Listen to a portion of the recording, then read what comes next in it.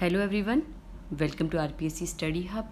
RAS mains question answer की series में आज हम बात करने वाले हैं सीरीज़ 109 के बारे में। सीरीज़ 108 तक अपन डिस्कस कर चुके हैं। सीरीज़ में अब हम समाजशास्त्र सोशियोलॉजी के प्रश्न और उत्तर के बारे में डिस्कस कर रहे हैं। आज हम 50 वर्ड्स सोशियोलॉजी समाजशास्त्र के 50 वर्ड्स के प्रश्नों को डिस्कस करेंगे। तो आइए बिना टाइम को वेस्ट करते हुए स्टार्ट करते हैं आज के पहले प्रश्न से। आज का पहला प्रश्न है, भूमंडलीकरण से आप क्या समझते हैं?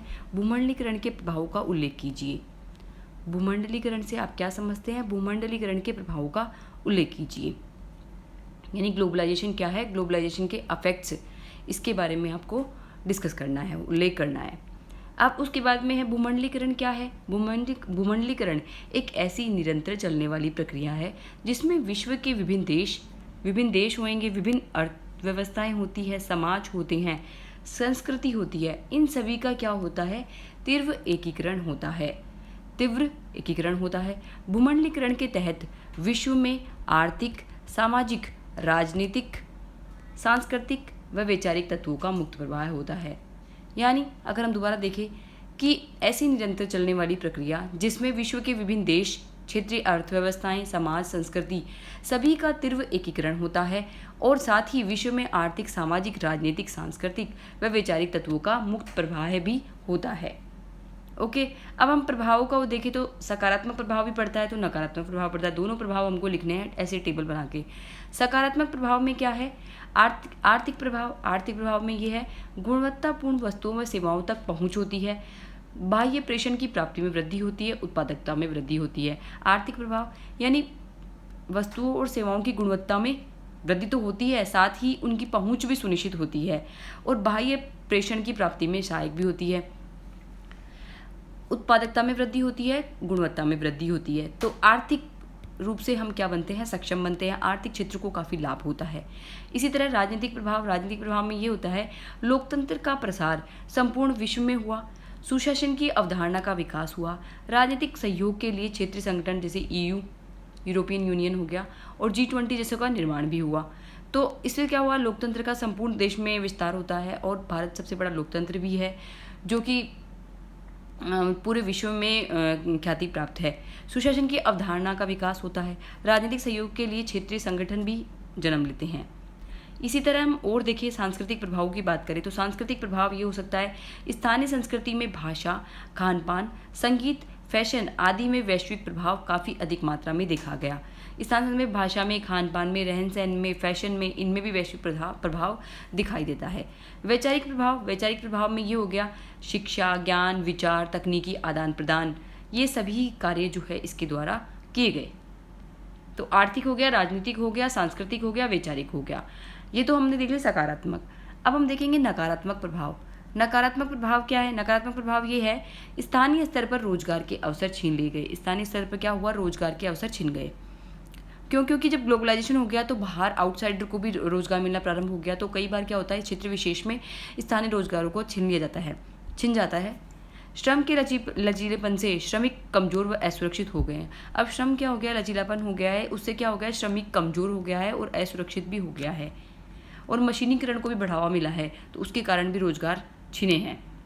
कृषक ऋणग्रस्तता में वृद्धि हुई है व किसानों की आत्महत्याएं बढ़ी है। अब क्या हो गया है कि GM क्रॉप्स भी आ गई है, जैसे कि हम देखें तो प्लस में किसानों की पैदावार कम हो गई है, या फिर उर्वरकों को मान लीजिए, तो उससे क्या हो रहा है? कृषक ऋणग्रस्तता में वृद्धि हुई है और किसानों की आत्महत्याएं बढ़ने लगी है। लेकिन ऐसा नहीं है, गवर्नमेंट जो है इसके लिए प्रयास भी कर रही है कि कृषकों की आत्महत्याएं कम हो और साथ ही क्या हो, ऋणग्रस्तता में कमी लाई जाए।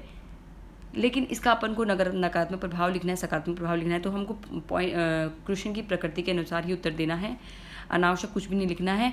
तो नकारात्मक प्रभाव में आप अपने हिसाब से और भी 1-2 पॉइंट्स ऐड ऑन कर सकते हो। ठीक है, अब हम चलते हैं नेक्स्ट प्रश्न पर। नेक्स्ट प्रश्न है अपना, राजस्थान में भील जनजाति की समस्याएं एवं इनके कल्याण हेतु किए गए प्रयासों का उल्लेख कीजिए। क्योंकि हमारी सिलेबस में टॉपिक दिया हुआ है जनजाति से रिलेटेड, तो ये तो हमें पढ़ना ही है कि भील जनजाति की समस्याएं क्या है और कल्याण हेतु प्रयास क्या क्या किए गए हैं। तो सबसे पहले हम समस्याएं देख लेते हैं। समस्याएं हैं कि आदिम कृषि कार्य है, पशुपालन, शिकार, वनोत्पाद व मजबूरी पर जीवन निर्भर करते हैं, ये मजदूरी पर। आदिम कृषि कार्य करते हैं, पशुपालन करते हैं, शिकार करते हैं, वनों पर निर्भरता है, मजदूरी पर जीवन निर्भर होता है इनका। इसके अलावा क्या है, गरीबी, अशिक्षा, नशाखोरी जैसी समस्याएं हैं, संचार की कमी भी दिखाई देती है। इसके अलावा करने के आधारभूत संरचना का विकास भी इन क्षेत्रों में कम हुआ है जहाँ पर भील जनजाति आदिम जाति निवास करती है। उसके अलावा कुछ प्रचलित रूढ़िवादी प्रथाएं भी इनकी उन्नति को अवसर कर, जैसे बहुपत्नी प्रथा, मोदाना प्रथा। तो इन समाज में क्या है, बहुत सारी नकारात्मक प्रथाएं भी व्याप्त है जिनके कारण भीलों की समस्याएं उत्पन्न होती है और ये पिछड़े भी हैं। सरकार के द्वारा इनके कल्याण हेतु प्रयास किए गए हैं, जैसे जनजाति उपयोजना 1974 की है, भील जनजाति की आर्थिक स्थिति सुधारना व क्षेत्रीय विकास को बढ़ावा देना। तो जनजाति उपयोजना क्षेत्र टीएसपी क्षेत्र में भील जनजातियों की आर्थिक स्थिति को सुधारने के लिए और क्षेत्रीय विकास को बढ़ाने के लिए कार्य करता है। इसके अलावा माडा परिवर्तित क्षेत्र विकास कार्यक्रम, मॉडिफाइड एरिया डेवलपमेंट प्रोग्राम माडा हो गया हमारा। इसमें क्या होता है, भील जनजातियों का जीवन स्तर, आई थिंक ये 1987 के, आप चेक कर लीजिएगा, माड़ा भी। भील जनजातियों का जीवन स्तर उन्नत करना, गरीबी बेरोजगारी मिशन, स्वरोजगार व शिक्षा को बढ़ावा देना। इसका उद्देश्य क्या है, भील जनजाति के जीवन स्तर को उन्नत करना है, गरीबी को कम करना है, बेरोजगारी मिशन, स्वरोजगार व शिक्षा को बढ़ावा देना है। इसके अलावा माड़ा समुदाय, माड़ा क्लस्टर भी चल रहा है। उसमें क्या है, भील जनजाति क्षेत्र का समग्र विकास, जैसे कृषि, बागवानी, कुओं का गहरा करना इत्यादि कार्य भी किए जा रहे हैं।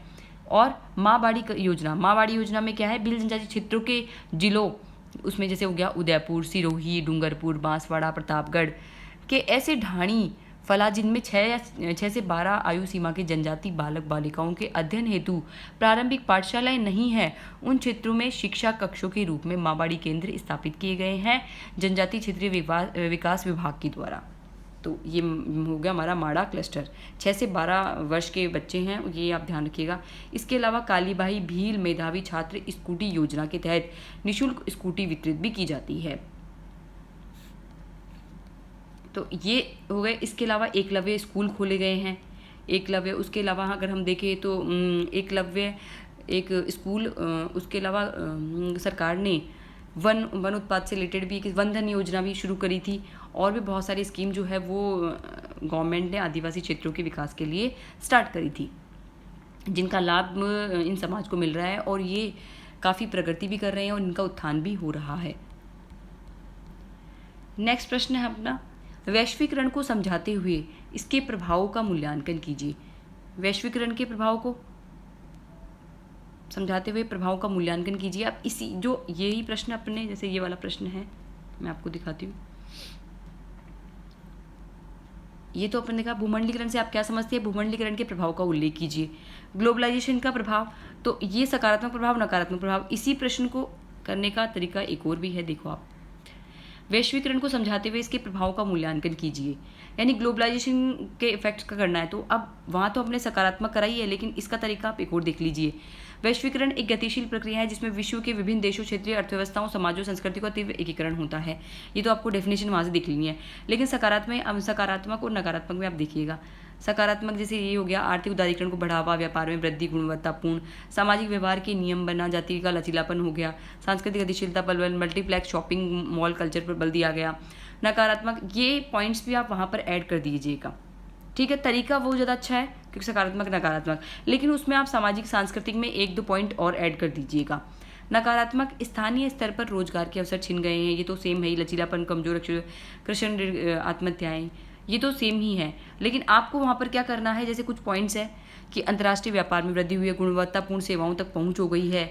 इसके अलावा सामाजिक और सांस्कृतिक में व्यवहार के नियम बदले हैं, जातीय व्यवस्था में लचीलापन आया है, सांस्कृतिक गतिशीलता पर, मल्टीप्लेक्स शॉपिंग मॉल कल्चर पर भी बल दिया गया है। तो ये 1-2 पॉइंट्स है, वहाँ पर आप एड ऑन कर दीजिएगा। सेम प्रश्न है।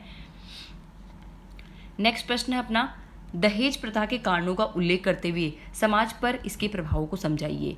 दहेज प्रथा के कारणों का उल्लेख करते हुए क्या करना है, समाज पर इसके प्रभावों को समझाना है। दहेज प्रथा के कारण, लड़की के विवाह की अनिवार्यता। समाज में आज मानता है कि लड़की जैसे ही 18+ हुई तो वो लड़की का विवाह की जिम्मेदारी आती है कि हाँ लड़की का एक विवाह करना है, मतलब दिमाग में मेंटेलिटी शुरू हो जाती है कि हाँ अब तो लड़की का विवाह करना है। तो एक अनिवार्यता कहीं ना कहीं हो गई, जबकि लड़कों को देखकर ऐसी सिचुएशन फिर भी नहीं आती। लेकिन लड़की जब घर में होती है तो दिमाग में, चाहे पेरेंट्स हो, ग्रैंड पेरेंट्स हो, सबके दिमाग में ये चीज़ आ जाती है। तो लड़की के विवाह की अनिवार्यता, ये सबके दिमाग में सेट है, एक मेंटेलिटी सेट है। जीवन साथी चुनने का सीमित क्षेत्र, अब जीवन साथी चुनने का क्षेत्र भी क्या होता है, सीमित होता है लड़कियों के लिए। अशिक्षा, बाल विवाह, जागरूकता की कमी भी यहाँ पर देखने को मिलती है। कानूनों का कम प्रभावी होना, पैतृक संपत्ति में हिस्सा नहीं होना, परिवारों में तनाव व संघर्ष की स्थिति का पैदा होना। ये तो हमने क्या चले कारण कि कारण ये हो सकता है कि एक तो लड़की के विवाह की अनिवार्यता हो गई, जीवन साथी चुनने का सीमित क्षेत्र हो गया, अशिक्षा, बाल विवाह, जागरूकता की कमी हो गई, कानूनों का कम प्रभावी होना, कानून भी इतना स्ट्रांग नहीं है, हमारा लॉ जो है वो भी इतने स्ट्रांग तरीके से फॉलो नहीं किए जाते हैं। पैतृक संपत्ति में हिस्सा नहीं होना, इनको पैतृक संपत्ति में भी हिस्सा नहीं होता, लेकिन अभी तो गवर्नमेंट ने रूल बनाया ले सकती है, लेकिन फिर भी कई जगह है जो इनको हिस्सा नहीं मिलता है। अब हम देखिए समाज पर प्रभाव। समाज पर प्रभाव क्या है? समाज पर प्रभाव ये कि परिवारों में तनाव व संघर्ष की स्थिति का पैदा होना, परिवारों में तनाव और संघर्ष की स्थिति पैदा हो जाती है। लैंगिक भेदभाव को बढ़ावा देता है ये। स्त्रियों का भौतिक वस्तु के रूप में प्रकटीकरण होता है। महिला अपराध, घरेलू हिंसा हो गए, इसके अलावा और भी अन्य अपराध को जन्म देता है। तो प्रभाव भी यहाँ पर दहेज प्रथा एक क्या है, अभिशाप है, तो समाज को ये नकारात्मक रूप से प्रभावित करता है। तो आप प्रभावों को इस तरह से डायग्राम बनाकर लिख के आइए, आप अपने हिसाब से और भी एड ऑन कर सकते हैं। So thank you for watching this video. Bye till next video.